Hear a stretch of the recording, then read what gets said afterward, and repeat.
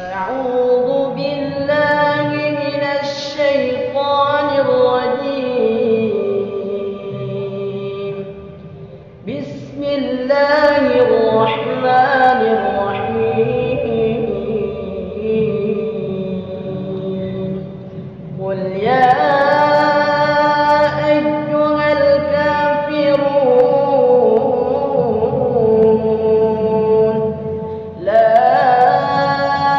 أعبد ما تعبدون ولا أنتم عابدون ما أعبد ولا أنا عابد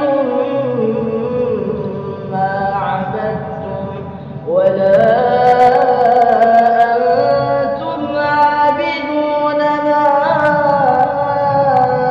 أعبد لكم دينكم